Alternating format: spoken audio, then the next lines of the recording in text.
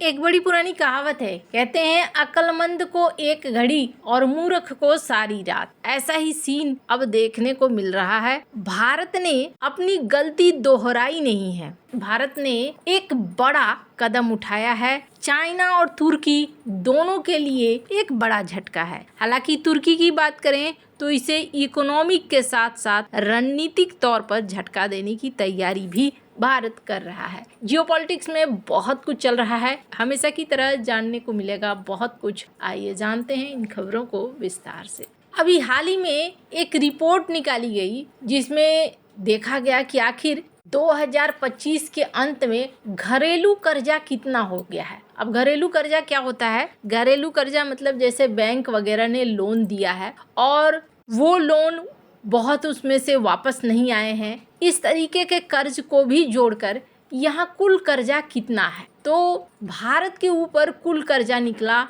उसकी जीडीपी का 41.3% और चाइना का निकला 60%, मलेशिया का निकला 69%। हालांकि चाइना के मामले में अभी भी भारत का घरेलू कर्जा कम है। चाइना के साथ परिस्थितियां ऐसी रही है कि बहुत सारे लोगों ने, खास तौर पर कंपनियों ने शैडो बैंकों का सहारा लेना शुरू किया। और शैडो बैंक क्या थे? शैडो बैंक भी कुछ संगठित लोगों का ग्रुप था। शैडो बैंक ने बैंक से कर्जा लिया और शैडो बैंक से रियल एस्टेट कंपनियों ने कर्जा लिया और इस तरीके से बड़ी बड़ी बिल्डिंग खड़ी कर दी। अचानक से रियल एस्टेट का बबल फूट गया, लोगों ने रियल एस्टेट खरीदना बंद कर दिया। कोरोना के बाद माहौल और ज्यादा खराब होता चला गया। न कर्जा रियल एस्टेट बनाने वालों ने शैडो बैंक को लौटाया और न शैडो बैंक ने चाइना को वापस किया। ऐसे में ये बहुत बड़ा हो गया है। ये सिर्फ घरेलू कर्जे की बात हो रही है, किसी दूसरे देश में दिए गए कर्जे की बात नहीं हो रही है। और सबसे बड़ी चीज क्या है? आपको लगेगा अच्छा 60% तो है ना, कोई बहुत बड़ा रकम नहीं है। बहुत बड़ा रकम है भारत की तुलना में। क्यों? ये जो आंकड़े हैं ये आंकड़े जीडीपी के हैं, यानी चाइना की जीडीपी जो ट्रिलियंस में है तो इनका कर्जा भी, घरेलू कर्जा भी ट्रिलियंस में ही है। भारत का उस हिसाब से कम है। पर हाँ, पर्सनल लोन तेजी से बढ़े हैं। आरबीआई ने भी एनपीए को लेकर चेतावनी दी है, खास तौर पर प्राइवेट बैंकों को, कि अगर आप पैसे दे रहे हैं तो ये पैसे वापस आने चाहिए, इसको सुनिश्चित करो। एक ग्राफ देख रहे हैं आप, साल 2008 से लेकर अब तक का आंकड़ा दिया गया। नॉन फाइनेंशियल सेक्टर में किस तरीके से कर्जा बढ़ा है। सबसे टॉप पर है चाइना और इसके बाद देखने को आपको मिल रहा है अमेरिका। तीसरे नंबर पर है यूरोपीय यूनियन और चौथे नंबर पे है भारत, 287%। ये साल 2008 से लेकर अब तक की गणना हो रही है, यानी साल 2024 तक की गणना हो रही है। यूएसए 249, यूरोपीय यूनियन 243 और भारत 175। ये है घरेलू कर्जा। पर अब सरकार ये सोच रही है कि धीरे धीरे इकोनॉमी को पटरी पर लाया जाए। वैसे तो देखने को मिल रहा है अमेरिका के प्रतिबंध लगे हैं, लेकिन अमेरिका के लगे हुए प्रतिबंधों के बावजूद कहा जा रहा है कि भारत की ग्रोथ पर असर तो पड़ेगा, लेकिन बहुत ज़्यादा असर नहीं पड़ेगा। और इसके पीछे कारण क्या है? इसके पीछे कारण माना जा रहा है, एक तो भारत के जो अपने लोग हैं वो इन्वेस्टमेंट किए जा रहे हैं। साथ ही साथ सबसे बड़ी चीज़ ये है कि भारत एक कृषि प्रधान देश है, तो यहाँ बहुत ज़्यादा निर्भरता अन्य सेक्टर पर कम है। बैंकिंग सेक्टर को मजबूत किया जा रहा है, बीमा क्षेत्र को मजबूत किया जा रहा है और इस तरीके से माना जा रहा है कि जल्द ही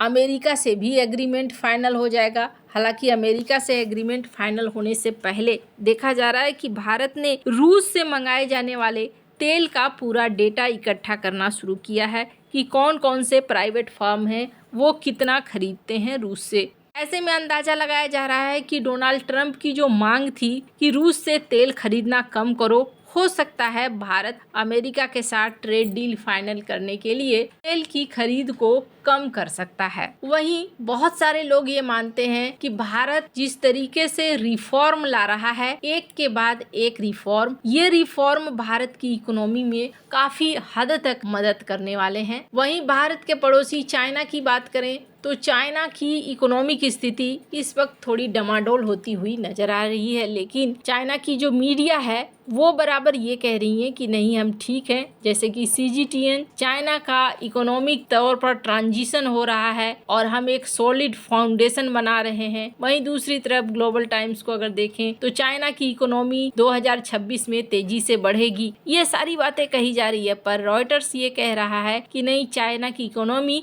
2025 में मात्र 3% से भी नीचे रही है। ऑफिशियल टारगेट था उससे काफी कम। और भारत ना अब मौके को छोड़ नहीं रहा है। एक समय था जब जापान की लड़ाई शुरू हो गई थी अमेरिका के साथ, ट्रेड वॉर शुरू हो गया था खास तौर पर 1980 के दशक में। तब जापान इलेक्ट्रॉनिक्स मार्केट में छा गया था और उस समय तोशिबा, सोनी, इन कंपनियों के नाम बहुत चर्चा में आते थे। और जब अमेरिका ने जापान के ऊपर एक्शन लेना शुरू किया तो ये कंपनियां अलग अलग देशों में जाने लगी और इसमें बहुत ज्यादा फायदे में रहे एशियन टाइगर्स। एशियन टाइगर्स किनको कहा जाता था? ताइवान, दक्षिण कोरिया और सिंगापुर। इन्होंने अपने अपने देशों में जगह दिया और इस सेक्टर को भी इन्होंने जल्दी से कब्जा करना शुरू कर दिया, मैन्युफैक्चरिंग बढ़ाना शुरू कर दिया।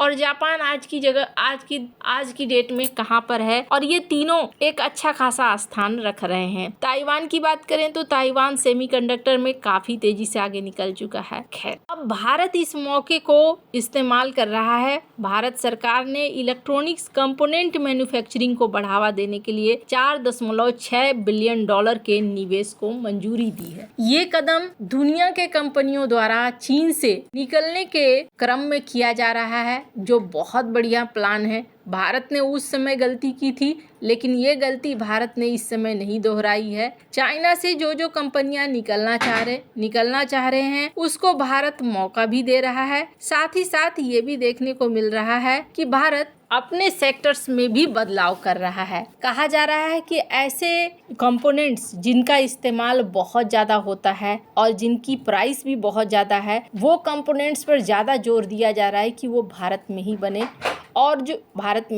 और इसके लिए बड़े बड़े खिलाड़ियों की मदद भी ली जा रही है। जैसे सैमसंग बड़ा खिलाड़ी है, इसे घरेलू कंपनी टाटा इलेक्ट्रॉनिक्स के साथ मिलाया जा रहा है। एप्पल भी अपनी आपूर्ति श्रृंखला का विस्तार कर रहा है। ये तो रही बात इकोनॉमी में, इलेक्ट्रॉनिक सेक्टर में। वहीं दूसरी तरफ ये भी देखने को मिल रहा है कि भारत तेजी से हथियारों की बिक्री पर भी जोर दे रहा है और इस बार तो ग्रीस की हेलेनिक आर्मी भारतीय company Tata advance system limited के वैप इन्फेंट्री कॉम्बैट व्हीकल को अपनी सेना के लिए खरीदने के लिए सोच रही है। यदि ये सौदा सफल होता है तो ग्रीस इसे अपनाने वाला दूसरा विदेशी देश बन जाएगा, क्योंकि इससे पहले मोरक्को ने टाटा के साथ समझौता किया है। वहां पर एक प्रोडक्शन यूनिट स्थापित की गई है और कम से कम 30% स्वदेशी सामग्री शामिल की गई है। ग्रीस सेना इस वाहन का मूल्यांकन कर रही है और माना जा रहा है कि इसे खरीदने की तरफ बढ़ सकती है। तो कई सेक्टर में भारत अब तेजी से बढ़ रहा है। भारत को वक्त चाहिए और वक्त के साथ साथ अब अपने रफ्तार को भी भारत को तेज करना होगा। आपको क्या लगता है, क्या भारत जिस तरीके से चल रहा है जल्दी आर्थिक महाशक्ति से सुपर शक्ति बन पाएगा या नहीं? कमेंट कर अपनी राय जरूर बताएं। जल्द मिलते हैं अगले वीडियो में नई खबर के साथ।